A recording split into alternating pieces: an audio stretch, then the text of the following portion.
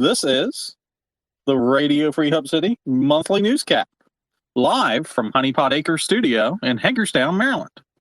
I'm your host, DJ Warbuckler, and joined by me today is DJ BB. What is the newscap? It's a podcast format show where you can participate live on X. There's no dial-in line for the newscap, no script, no set agenda. We talk about local and global news that matters the most to Hub City. Would you like to participate?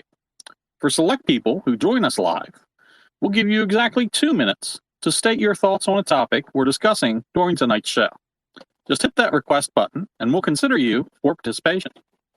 The full recording of this show will be available through Spotify as well as X for replay. Now, before we take a look at tonight's topics, I've got an amazing announcement to make. I want to give a huge shout out to our listeners because as of today, April 1st, we have 2,918 total listens through Spotify, with an average of over 700 listens per episode. Now, we've only been around for 1 month with this podcast, and that's just amazing. That is fantastic numbers. So thank you to everyone who continues to support our local news and entertainment initiatives. Please keep tuning in, and we're happy to provide the content. BB, you got anything you want to add on that before we dive into the topics tonight? Just that it's super awesome, and again, we just really want to thank everybody. We're glad that we're making content that people seem to enjoy. Yeah, no kidding, right? I mean, it's I was expecting 100 listens over the first month, and even that was an optimistic projection. So to get almost 3,000 listens in the first month is just absolutely blows my mind. So thank you, everyone. So now let's take a look at tonight's topics. The first topic I think that I want to talk about tonight, and we're going to just touch on it briefly. It is going to be the Key Bridge in Baltimore and the tragedy there. And I don't want to touch on it too much because obviously this has been covered significantly by other outlets. It will continue to be covered by other outlets, a lot more than we will. Please go tune into those other outlets for the updated news on this. But I just want to share a little bit on it. I know there's a lot of conspiracy theories out there. There's a lot of, people saying that, oh my gosh, it wasn't an accident, stuff like that. You know what I'm going to say right now is we do not know. Okay, period. All right, especially since the basically the maritime version of a flight recorder, maritime version of a black box, is missing part of the actual data for a couple-minute window there. Because of that, it's still going to be difficult to determine what actually caused the tragedy. The important thing to me is that we look at what's going to be the effects of this tragedy and how to push through it. The biggest effects I think is going to be, and BB, you probably know this more than I do. I think one of the biggest effects is going to be the fact that the Port of Baltimore is temporarily closed until we can get the channel open. And the real problem there is that the Port of Baltimore is one of the largest ports, if not possibly the largest port nationwide for automotive and farm equipment shipping. And that's for imports and exports. BB, anything to add on that? Yeah, so the Port of Baltimore is considered the most traffic for that sort of thing because it actually it takes a little longer to get into the Port of Baltimore than several other East Coast ports that can handle ships that are offloading vehicles, farm equipment, things like that. But if you do take, I think it's like an extra hour to get into the Port of Baltimore, you're actually closer to the Midwest than anywhere else on the East Coast. So there are other ports that can absorb this traffic, but getting it to the heartland is going to take significantly longer. And I do believe that the governor of Baltimore announced today that they have found a spot, on one end of the bridge where they might be able to open an emergency channel for essential vessels to get in and out. But I did not find any information on what would be considered essential, like what the criteria are for that. But they did find an area that they think they can clear out so that they can get essential vessels in and out because this is going to take years. And as of right now, there are still ships stuck in the port. The crew is still on board the Dolly. As of right now, the Baltimore harbor is only open to land traffic. And I believe that affected, almost like 20,000 jobs immediately and exponentially more by proxy. So, it's terrible. And obviously the loss of life is the first and foremost sorrow of this entire thing. Commerce always has a way of righting itself, but there's nothing you can do to repair the loss of life or the emotional damage to the families that those people left behind. So, there's no quick fix. There are fixes, but there's no quick fix, and there's nothing that can be done to fix the tragedy of loss of human life. Yeah, our heart goes out to everybody that's been affected by this. Now, out of curiosity, was that the governor of Maryland or the mayor of Baltimore? Because you said Mayor of Baltimore. Okay, all right. And I actually was just informed by a friend that the President Biden will be visiting the Port of Baltimore on Friday to review the federal response on the Key Bridge. So there's at least traction on that. And my understanding is the temporary channel that they're looking to put in will be about 10 foot deep. That's still going to absolutely limit what kind of ships can go through. I believe BB, you probably know this better than I do. I think the regular channel is about 20 foot deep, correct? Yeah, at its deepest point, it's 50 under the bridge, but that's dead center. So yeah, 20 to 30 is pretty standard depending on where the tide's at, what the water levels are.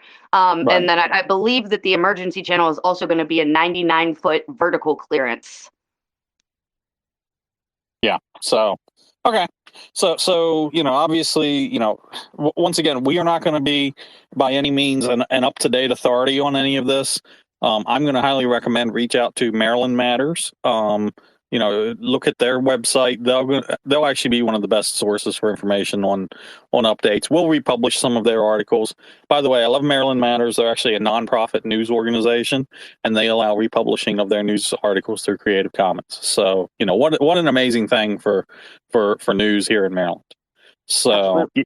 Yeah, I love it. So, all right, well, so let's go ahead and move on to some of the other topics we've got tonight. BB, what have you got for us tonight? What's your first topic?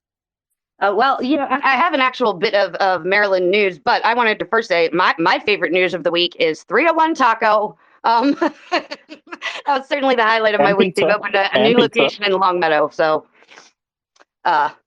absolutely fantastic. Yeah. We had a chance to go in and see it and try it out. And at least for Washington County and for Hagerstown, that is a huge piece of news. We wish them all the best. And I, after being in there and sampling some of the food, I cannot imagine that they won't be wildly successful. So everybody go check out 301 Taco in the Long Meadow Shopping Center. And we'll have, some print material about our experience there forthcoming. Congratulations.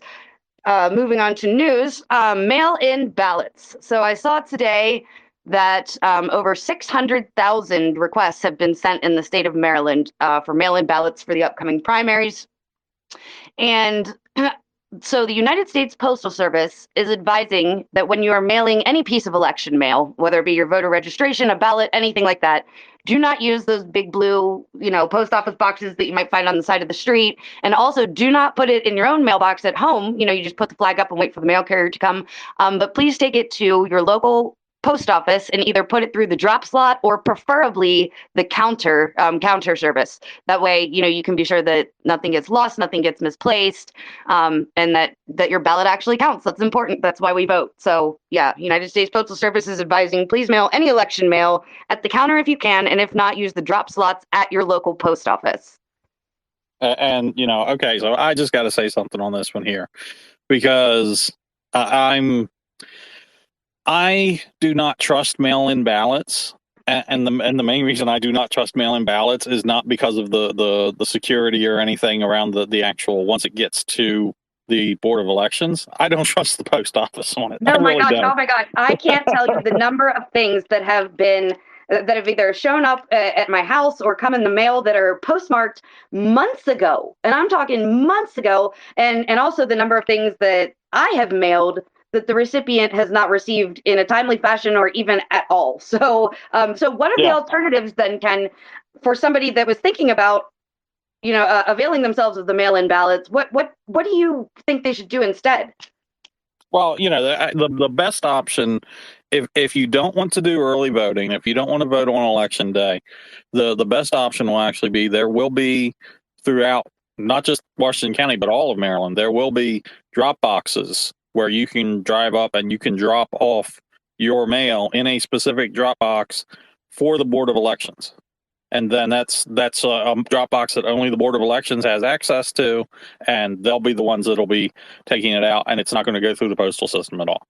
That's what I would recommend. Would be take advantage of that.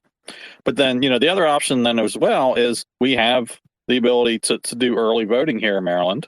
We're going to have the ability to do it early for the primaries. We're going to have to do it then in person as well. There's plenty of opportunities to vote. If you, for some reason, cannot get to a polling place, I am sure that there are organizations out there, and I need to look this up. And when I find the information, I'm sure I'll be able to find it. I know there's organizations out there that will help you get to vote. So there's plenty of options out there other than utilizing mail-in voting. And to be clear, I'm not saying there's some big conspiracy with mail-in voting. I'm not saying that at all. I just don't trust the post office to deliver my ballot on time. That's actually my big concern. I don't think it's anything malicious on behalf of the post office. It's just they're overworked and they don't have the capacity to process everything as quickly as they need to. Well, we in Maryland, we actually have there's a criminal case right now because there were a ring of Postal Service employees that they stole. I believe it was in excess of 500 different checks. I'm not sure what the total dollar amount was, but theft does occur. So that with whatever other problems that they have going on, it truly might be wise to educate yourself and avail yourself of a different way to make sure that your vote counts. If you also agree that you're kind of sketched out about voting by mail. Yeah, absolutely. All right, so our next topic for tonight, similar topic actually, is beware of scam election calls. Okay, and this is actually something that the Maryland Attorney General's office put out a notice on, that apparently there are now scam election calls that are robocalls using artificial intelligence to impersonate politicians. All right, and they are calling up to either persuade you to perform or not perform a certain action. So, for example, and this has been something that's happened in the past. It just wasn't politicians actually, being impersonated. It was just clearly robot calls. Previously in the state of Maryland, there have been incidences where a robocall has gone out telling people not to worry about showing up to vote because the politician was confident that he already has the votes to win. What a dirty trick to suppress voters, and obviously it was from, it was targeted towards a certain geographic area where they knew it was going to be, either mostly conservative or mostly liberal based upon whoever the person was sending out the robocalls. I don't even remember all the details on it, but it's actually happened here in Maryland in the past, and it's something you absolutely have to watch out for. Wow. And I could really see, especially when it comes to elderly, rural communities, things like that, where, and I'm not saying that the people are any less intelligent or informed. I'm just saying that might make more sense if somebody knows that you live in a place where it's kind of a drive to cast your ballot, or maybe you're voting in an area where whoever you were planning to vote for, there's not really a whole lot of opposition, things like that. I see how that would absolutely sound legitimate.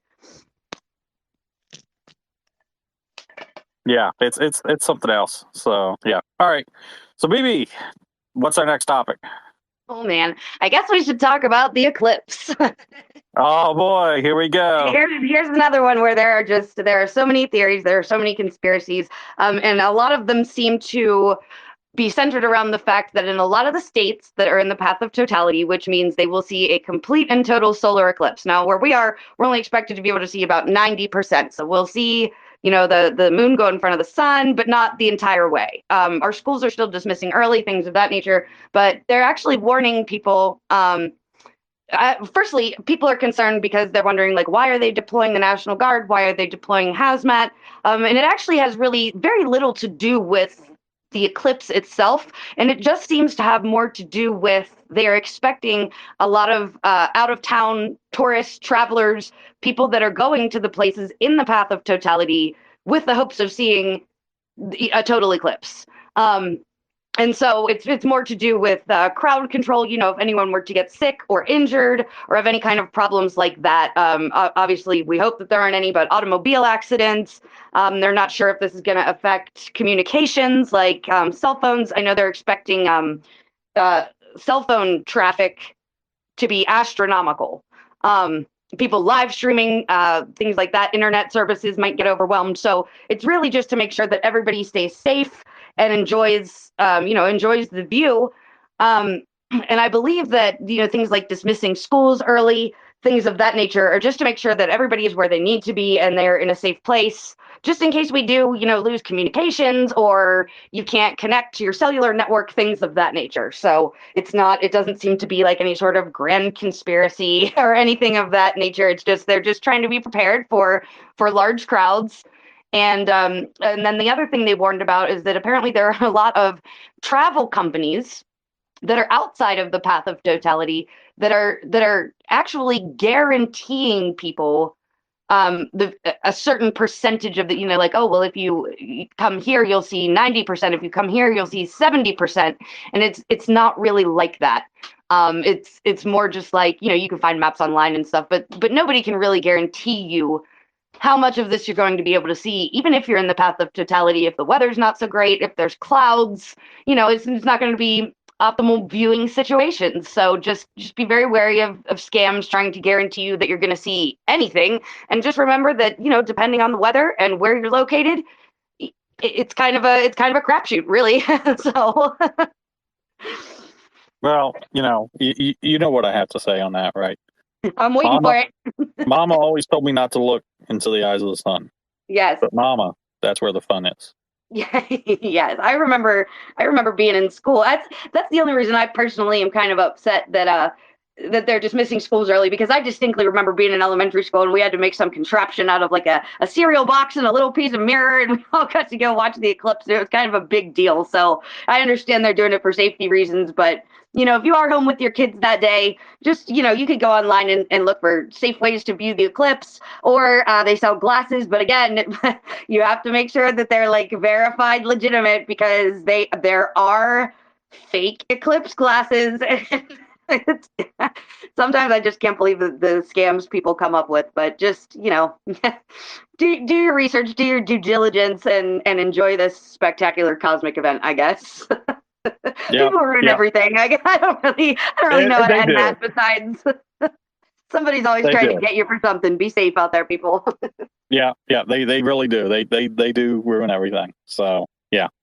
All right. So, moving on to the next topic I had. Actually, you know what? Before we move on to the next topic I had, I need to speaking of fun, I need to bring up a word from our sponsor, which is Honey Pot Acres Farm.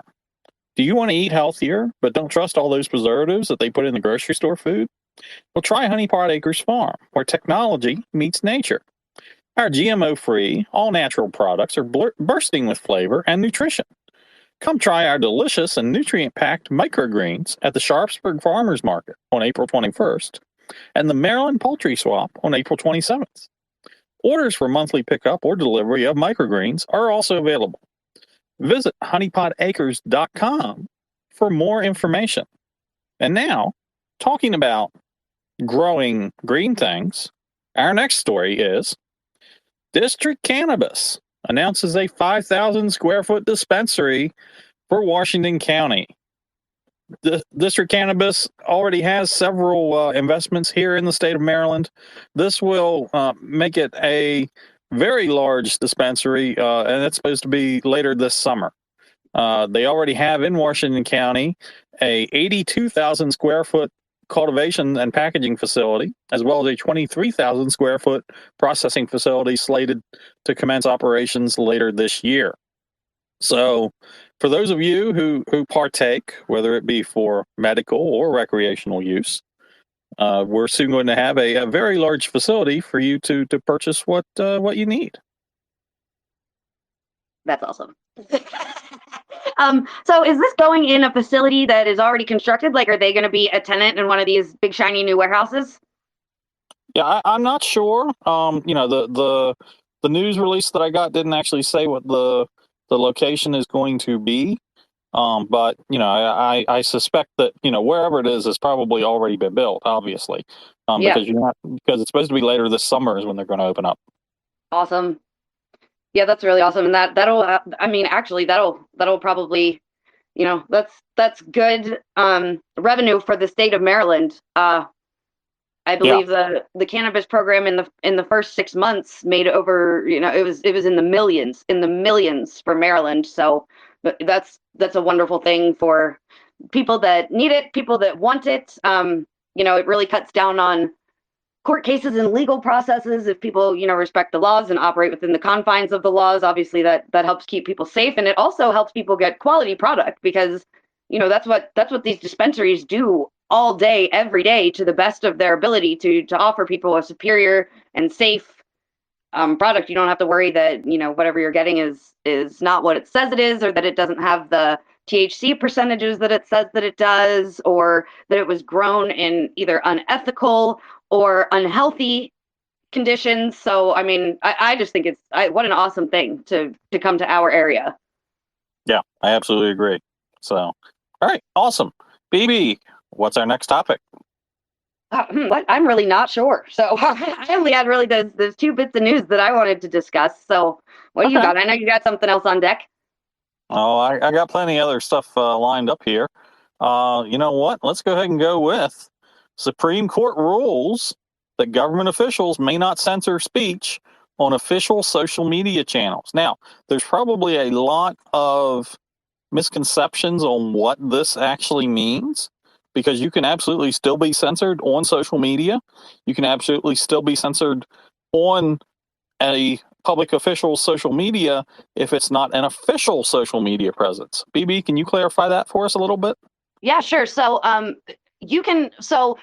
the Supreme Court ruled that somebody that holds official or government office, if they are acting in the capacity of their office, if they're acting as that public official at that time, they can't block comments or censor comments or delete comments on their official Facebook page. Okay, so that's basically like if there's an elected official or somebody representing state or local office, if you just disagree with them or ask a question that they might not want to answer or might not have an answer for, they can't just silence that. The Supreme Court has decided that that is actually an infringement on free speech. And I don't think, so I see a lot of people saying that social media is censoring my free speech. Okay. So that particular amendment, the First Amendment, only guarantees you free speech in the aspect of the government cannot censor your free speech. Okay, so private corporations and private entities, they are not obligated to uphold that. It's only the government that cannot censor your free speech. So that is why the Supreme Court ruling only applies to government and elected officials. It does not. It doesn't mean you can say whatever you want on Facebook. And if whatever you did say, even if that official cannot hide or delete your comment or block you, social media platforms still absolutely can if whatever you have said goes against their terms of service. So I really do recommend, because we all sign up for these platforms, we click the little box that says yes I agree. Honestly, most people don't read those terms of service, and also the terms of service update all the time. These things update almost on a monthly basis, and it might be only one or two sentences. Very, very rarely do they add like a whole section or something, but they are not obligated to alert users when there has been a change. That is on you to check back regularly and make sure that you understand the terms of service so that you are not censored by the platform. Like that is, they consider that your responsibility to make sure that you are up to date and in compliance with their terms of service. So, and I have a blast reading the Facebook terms of service. I really do, because meta platforms, especially when it comes to things like hate speech and stuff like that, some of it is obvious. Obviously they don't want any racism, any sort of discriminatory behavior, anything incendiary like that, but also things that you would probably never think of, like the phrase "I don't care for," or the word yuck. Like I know there's a lot of groups where you're supposed to post like food that doesn't look very good and things like that. So even if you're saying like, oh, yuck, those mashed potatoes look gross, even if they do look gross, that is actually considered hate speech. And a lot of times you're not going to get a notification saying that, like, you went to what we all call Facebook jail, kind of tongue in cheek. You will just get what is called shadow banned, which means the platform is actually going to suppress your content in people's feeds so that less people will see it. So if you ever wake up one day and you're like, oh my gosh, this was a great meme, like, why did only 2 of my friends like it? You might be shadow banned, and you might want to read over the terms of service and just make sure that you have not said anything that you didn't know what was listed in there, because some of the things seem innocent enough for me. I know I personally think that saying like, I don't care for, is, to me, to my sensibilities, that's a polite way to express that you don't like something. So I was quite shocked to find that actually in a hate speech tier with examples of racism and religious discrimination and things like that. So again, you can just go to your settings, down to settings and privacy, you go to your account center, and that is where you can find community guidelines in terms of service. Read them, and read them often, so that you can make sure that the opinions that you're trying to express get heard, and you're not doing anything considered prohibited or problematic. Fantastic. And the good news on this, the really good news, is that we will continue to see Spike Cohen trolling the ATF on every single one of their posts. Yes, and also the terms of service does now have a special clause for satire. Where, even if you say something in a satire post that would normally go against community guidelines, now obviously hate speech is still prohibited, things of that nature, but I know a lot of satire entities were having problems with, they would post satire and they would get one of those little things that pops up that says that it was misleading or fake news or something, or false information. So there is now actually a clause in there that protects satire, and all you have to do is make sure that your content and your page are clearly labeled satire or parody. So again, you're going to want to go and read that and see what is protected for satire content and what is still considered wildly inappropriate and offensive. So, woohoo! That's all I really got to say about that. Great. Long time coming. But this is one of those things where I think a lot of people don't even know that, like, so if you post something and it says missing information or false information or whatever, if you click that, and it does, there's a lot of red tape and I'm sure it is intentional, but you can click through the menus that pop up and dispute that. And you are allowed to provide examples. You can provide links. You can provide screenshots for why, even if it wasn't satire, even if you post like a news article or something, if you can demonstrate that they got it wrong, they will actually remove that label and restore your content. And it is reviewed by actual human beings. There's a third-party oversight board that handles these things. So it's a neutral third party, and they will look at what you posted. They will look at why Meta or another platform thought that it was a problem. And then they will look at your evidence to show that you were acting in good faith. And to the best of your knowledge, this is true, reliable information. And they will take it seriously and look over it and see if perhaps it was a misjudgment on the part of the platforms. And I have gone through that process several times, specifically with satire content, actually. Okay, thank goodness that not that you have any satire sites or anything, Yeah, absolutely. No, none whatsoever. I have the most seriously serious sites ever. All right. No jokes here. So it may be April 1st, but this is not the April Fool's episode. We're being serious on this one. So absolutely. So moving on. This one we got to talk about this one. All right, and this one kind of irks me a bit and makes me just kind of facepalm that they're doing it. Hagerstown proposes a village of tiny homes for the homeless. And these are 75 square foot tiny houses, 25 of them, to be exact, that would be built at the current site of Nolan Village. These tiny houses would not have running water in them. There would be a central community center with laundry, showers, and toilet facilities. Now, supposedly the showers are individualized showers that you'd be able to lock as you go into it. But all of this then would actually be within a gated community. All right, so they're gonna take Washington County and Hagerstown's homeless, specifically the ones that are addicted to drugs or other substances and have nowhere else to go, and they're going to put them in these 25 tiny houses in Hagerstown at the edge of city limits within this gated community that's got a fence all around it, probably guarded, and then Hagerstown police would actually be responsible for the security of this tiny village. This sends chills down my spine. This really feels like we're not addressing the problem of Hagerstown's homeless. We're just relocating them to the outskirts so that we don't have to worry about them harassing people on Glitter Street as they walk to the new stadium. BB, what are your thoughts? Okay, so here, what caught me right away, because I actually live near where this proposed site is going to be. Okay, so at first I thought, calm down. Let's not assume, the worst or that this isn't a wonderful thing. Let's look into it. And where I really took pause right off the bat was when I looked at the actual proposal. It said people struggling with substance abuse, homeless, and mentally ill. So to me, I kind of,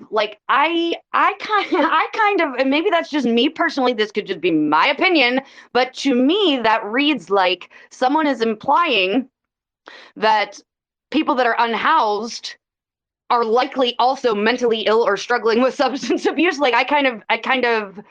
I wish that they would have given a little bit more information about any individualized services that will be offered. And I wish that they would have, maybe there's more information forthcoming. I certainly hope so, because I would like to know, if you're a person that's struggling with mental illness and you're unhoused, but you do not struggle with substance abuse, or vice versa, are there different sections for people having different troubles that are needing different help? Or is this just kind of like, you could be a person struggling with mental illness and you're going to be right next to someone struggling with substance abuse or substance dependency issues. And certainly not that any of those problems are looked down upon or anything like that. I would just feel much better if I knew what the plan was and what would be done to help people once they get there. Because it's wonderful to be out of the rain. It's wonderful to have a facility to shower. And I know they said that there will be, Narcan and stuff like that on service. That's wonderful. But I really need a little bit more information on, okay, so what is the mental health services going to look like? What is the plan to help people that are able to find gainful employment? What is the timeline on this? What other more permanent resources are going to be offered to the people placed in this community? Just so that, I would hate to think that that's best case scenario for anyone. I understand that in an emergency situation, certainly that is much better than having to sleep in a park or crash with a friend or something. It's a place that you can be every night and kind of establish a sense of normalcy in your life. But I can't imagine that they're going to have people in here for years and years and years. So I guess I'm just kind of waiting to see what the process is here, what the plan is here, what resources are going to be available, and why this is a good thing. And also, what is the criteria for determining? I mean, obviously, there's going to be 25 units. I think everybody knows that there are more than 25 people in Hagerstown and certainly Washington County that are currently unhoused. So how are we selecting the residents, I suppose is the appropriate term, and what is going to be done to actually help these people, and what the turnaround time is expected to be for finding a more permanent solution? That's what I want to know. So according to the meeting that I watched that had all the information on this, it is expected that residents would be there for up to a year for being transitional in nature. No resident would ever be required to live there, but there would not be a waiting list or anything like that. So basically, what would happen is if there's an opening and Hagerstown or Washington County Police see that there's someone who is vulnerable and they believe would benefit from being there, they would strongly recommend to this person to relocate to there. Is that, can I just ask real quick, is that so it's up to Hagerstown Police solely, or like are there other, like kid community action council or somebody like that? Are they going to have a referral program? Like if people are interested in this and they think like, yeah, that's actually sounds like a place that I could benefit from, like who did they contact? How did they go about saying like, yes, please me? Yeah, and that's the thing is that there would not be any contact place, and this would not be for people who are couch surfing or routinely finding a place in hotel rooms or anything like that. This would strictly be really invite only, and I think it would be invite only from either the police department or the health department or possibly some community partners, but they didn't really specify what organizations would qualify as community partners on that. And that would be, like I said, it would really be invite only. So I'm not sure. I'm very nervous about this. I don't like it because I also wonder how much pressure they're going to put on these people to get them to relocate there. And I suspect it's going to be a lot. And also, okay, so they're going to have 25 houses, but are they going to limit the capacity of that neighborhood to only 25 people? Or are they going to let people move their tents in there? Are they going to let people double bunk? What's the plan on that? And I would like to know that as well. Like, what if you're a couple or you have somebody that you're, that you are with all the time, every day, and the two of you are facing the world as a pair? And then my other question was, is this, are minors prohibited from this facility? I'm assuming so, but that's only because I did not see any mention of minor children anywhere. Well, I'm glad you brought that up. So during the original proposal was going to be for just single individuals. Okay. However, during the meeting, they discussed that the Salvation Army's shelter has now closed, and because of that closure, there is no location within Washington County for families such as a father and a son, or a father and a daughter, or what have you. There's nowhere in Washington County now for that kind of a family unit. And more specifically, all the other shelters that are in Washington County are only open during the winter. Right. So we have a serious issue in this county now where we don't have adequate emergency help for 50% of the homeless families, really. Right. And at the same time, we do have programs out there that provide emergency assistance for women and children, mothers and children, but not for fathers and children. So that's something that absolutely needs to be fixed. They brought that up, but then at the same time, do you really want to be in that kind of a community with your kids where that there's people in the community who have mental health issues and drug addiction issues? I'm thinking no. I'm thinking that's a terrible idea. So I'm very concerned about that. All of a sudden they're like, well, yeah, now we need to evaluate being able to put families in there. I wouldn't want any families in there. If I had any kids, I would not want them in there. And I'd rather live by the Antietam Creek or something. So and by the way, they've tried this kind of thing before with other cities across the country. The most specific one that I've actually seen is Seattle.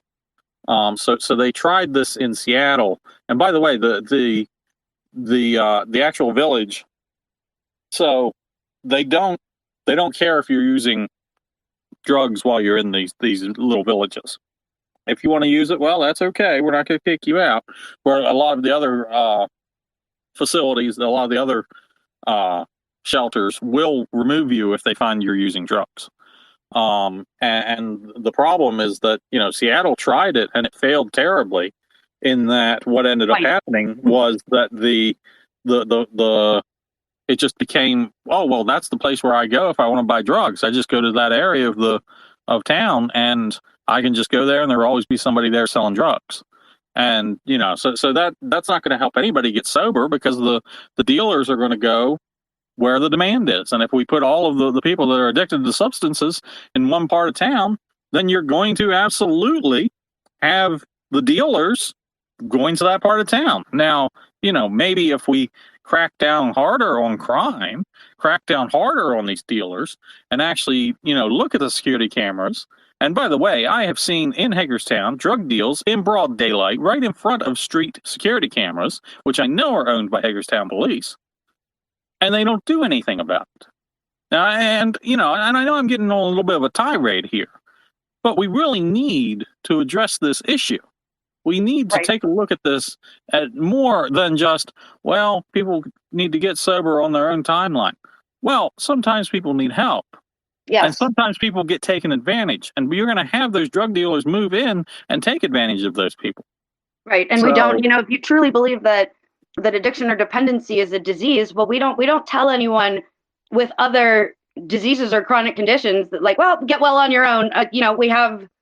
We have medicine for them. We have doctors for them. We have professionals for them. So, you don't just go get diagnosed with a cancer diagnosis and they say, well, good luck to you. You know what I mean? They refer you to somebody, they tell you the best care for you. And I just think, and the other issue that I'm really concerned about is, again, I personally live in that area, and it is I don't walk quick. You all see me. I always wear stupid shoes. I kind of toddle along. But it is a 5-minute walk to city limits. But where I live, which was, in the general area of where this is planned to go, that is actually under the jurisdiction of the Washington County Sheriff's Department. And so I think that that's kind of like a no man's land area for who would be responding to these kind of crimes within a 5-minute walk. So, I mean, if you're on one side of the sign, that's Hagerstown Police Department. If you are on the other side of the sign, that is County Sheriff. And by the way, I didn't even bring up the actual estimated cost on this. Now, I didn't ask. the city of Hagerstown wants to pay for part of this through a opioid settlement, which the state of Maryland and multiple other states were part of. And that settlement was basically in response to the fact that opioid manufacturers didn't fully disclose how addictive some of these opioids are. Well, not only did they not fully disclose, they actually lied and paid people off and blackmailed people to change the FDA warnings on the label and such. It was a very deep rooted and years in the making crime. It wasn't just, well, the FDA didn't know it. They padded their data. They changed their, the double-blind study in which, the multiple studies in which they said that these were not addictive. It was at a very low dose on a time release OxyContin. Okay, so this was not even close to the dosages that the average person could expect to receive if they went to the doctor for something for which these drugs would be prescribed. So it was pretty much null and void. And it truly just was to incentivize doctors to prescribe this to make money for the drug companies. So, they absolutely did go out of their way to hide the fact that this is highly addictive and dangerous.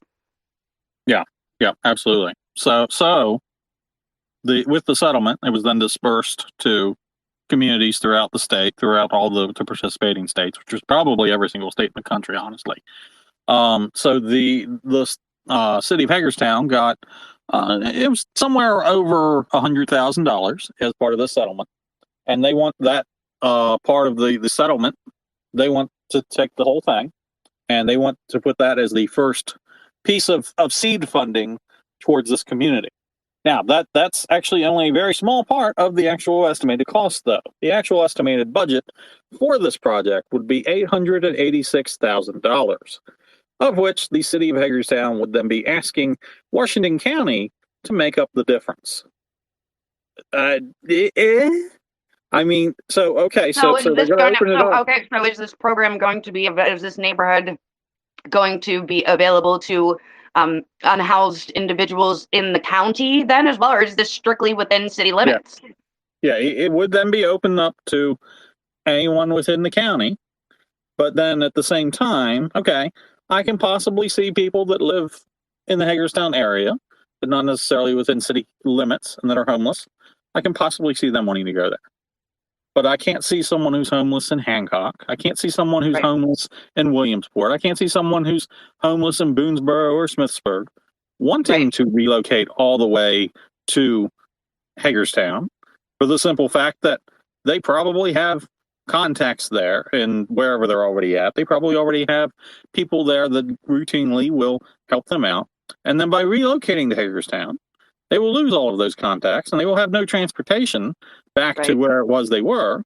And that really becomes a problem because then what do you do? Well, you're certainly not going to get a bus all the way out from Hagerstown to Smithsburg or Boonesboro in order Right. to go talk to your contacts and get them to help you out. No, so, and then And what also at about, the same time, there's also concerns that, and I've seen some former Hagerstown politicians who I'm not going to name their name because they aren't on this program, and it's not fair that I name their name.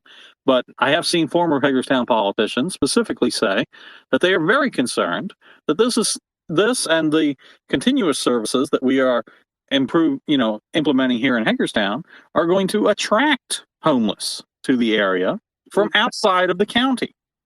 And oh that yeah, is a true. legitimate concern. If you don't have a proof of address, then I mean, and I guess one of my other questions was, what about like just day to day stuff? Like, what about food? Like, is that will they be feeding the resident? Okay, so I guess my question is, if you are one of the people that is selected to go here or recommended to go here, and you take them up on that, do we have any idea what those people might expect? Are you still responsible for finding yourself something to eat? Are you going to be allowed to cook? Do you avail yourselves of food banks? Like, how do you eat? They will have a microwave. I don't know if they'll have a fridge. They might have a mini fridge. I suspect they'll probably give them mini fridges, but they will have a microwave. So they will be responsible then, as far as I could tell, on obtaining their own food. But then Oh, it's just a microwave.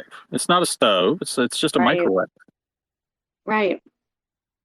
So, No, so I really yeah, hope that we get more information about this because I would love to love this. Like, I would love to know that this is a nice, wonderful thing and that it's going to help at least some people. Even if it is a really, really small number of people, at least, if I knew that there were 25 people and this was going to change their life for the better and they were going to be able to just reintegrate into regular society and get a home on their own and get a job and all of these things. I mean, I would truly love this. I really, truly would. And I guess I'm trying to withhold judgment until we get more information about it because I mean, as it sits right now, it just seems like there's a lot of things that maybe we didn't think of or that we don't quite have an answer for yet. And in any situation, that's where the danger comes in. Um, you yeah. can't, it's difficult to plan for something, or even if the community wants to support something like this, like I just feel like most people are gonna want to see a lot more information about how this is actually going to work on a day-to-day basis for the people that will be living there. Like you mentioned, there is a gate. Are there certain times that you need to be in by? You know what I mean? Like, is there a curfew? If you live here, do you have to be in those gates by a certain time? Is there a certain time that you can leave in the morning, or can you come and go as you please? Like, I guess I'm just kind of waiting to see all the fine print. And also, how will they know if you're actually a resident of that area or not? Especially since some of these people don't even have photo IDs. Right. So how will they? Because and I won't get into too much of a tirade here, but obviously, some people can't get a photo ID, and that's why we can't require photo IDs for voting. So, with that said, how are they going to have IDs for getting into this community, especially if there's a chance they might lose their IDs? And how do we solve that problem? Yeah, well, So, I mean, I personally have been in that situation because, to get a photo ID, you need your birth certificate and your social security. So, what where are you mailing your birth certificate to? How are you paying for that? And if you don't have your birth certificate, how do you go get your social security? If you don't have your social security, how are you getting your birth certificate? You need both of those things to get a photo ID. How are you getting to the DMV? How are you paying for that? I mean, none of those facilities are within walking distance of where this is going to be. Yeah, yeah, absolutely. So, all right. Well, I think that's probably going to wrap it up for tonight. BB, any final thoughts? Anything else burning on your mind before we call this a night? No, just once again, we're just, to be honest, we're just super stoked that people seem to like this and enjoy this, and we're happy to do it. We're really happy that people seem receptive, and hopefully we're bringing you some information that you were dying to know. And if you have any burning questions, just hit us up, get in touch with us, and we'll see what we can find out. Yeah, and if you have any specific topics you'd like for us to talk about on a upcoming episode, please contact us at radiofreehubcity.com. You go into radiofreehubcity.com and then go to listen. You'll be able to find contact information for myself as well as BB, and and just shoot us an email, and we'll be happy to chat and find out what's burning on your mind and what you want us to talk about. So now for our next episode, we'll probably change this up a little bit. We're only doing these news recaps once per month. And then in between, we're going to focus on either one specific topic, or we're going to focus on upcoming events, entertainment. So stay tuned for our next one. We're going to do another one here in about a week. Can't wait to share it with everybody. And super excited. So that's it for tonight's news cap. And on behalf of BB and myself and all of the Radio Free Hub City family, thank you for listening. And we hope that you'll join us next time. And don't forget to visit our website for more local and national news at radiofreehubcity.com.